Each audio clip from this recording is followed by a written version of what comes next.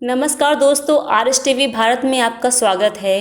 देश में एक नई मुसीबत आ गई है। 2019 से ही देश लगातार एक के बाद एक नई मुसीबतों का सामना कर रहा है।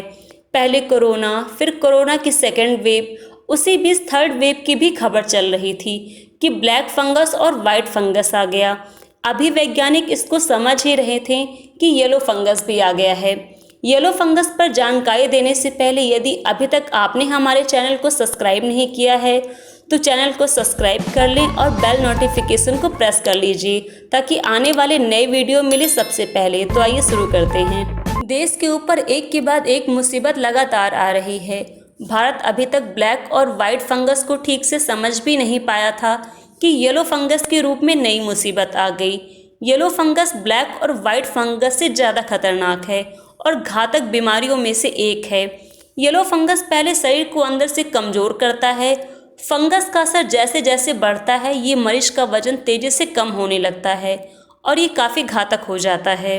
देश में कोरोना के बढ़ते संक्रमण के बीच ब्लैक फंगस और वाइट फंगस के बाद अब येलो फंगस ने भी दस्तक दे दी है। ब्लैक और वाइट फंगस के बाद अब उत्तर प्रदेश के गाजियाबाद में एक मरीज में येलो फंगस की पुष्टि हुई है।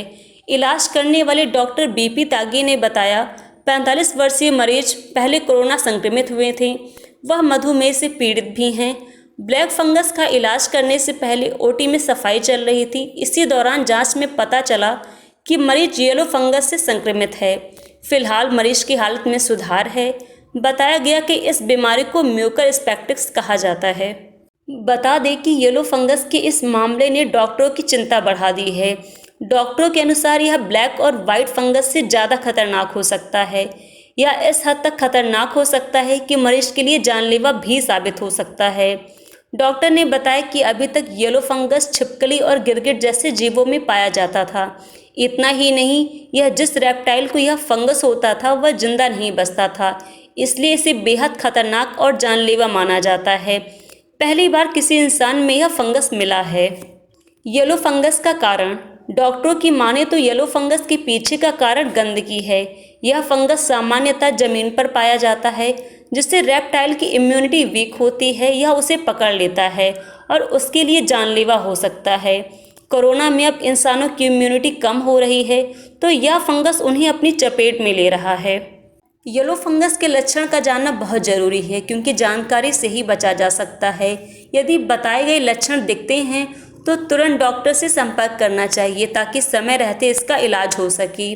येलो फंगस में अभी तक नाक का बंद होना, शरीर के अंगों का सुन्न होना, शरीर में टूटन का होना और दर्द होना, शरीर में अत्यधिक कमजोरी होना, हार्ट रेट का बढ़ जाना, शरीर में घावों से मवाद बहना, शरीर कुपोषित सा दिखने लगना जैसे लक्षण देखने को मिले हैं। येलो फंगस से बचाव के लिए घर की और आसपास की सफाई का विशेष ध्यान रखें। खासकर कोरोना से ठीक हुए मरीज की हाइजीन का खास ध्यान रखें क्योंकि उनकी इम्यूनिटी बहुत कमज़ोर होती है। खराब या बासी खाने का प्रयोग ना करें। घर पर नमी ना होने दें क्योंकि फंगस और बैक्टीरिया नम जगहों पर ज़्यादा एक्टिव हो जाते हैं। हो सके तो घर की नमी नापने का यंत्र रखें। घर में 30 से 40% से ज़्यादा नमी खतरनाक हो सकती है। इम्यूनिटी स्ट्रॉन्ग रखें, हेल्दी डाइट लें और ताज़ा खाना खाएं। खूब पानी पिएं और ध्यान रखें कि पानी भी साफ़ होना चाहिए।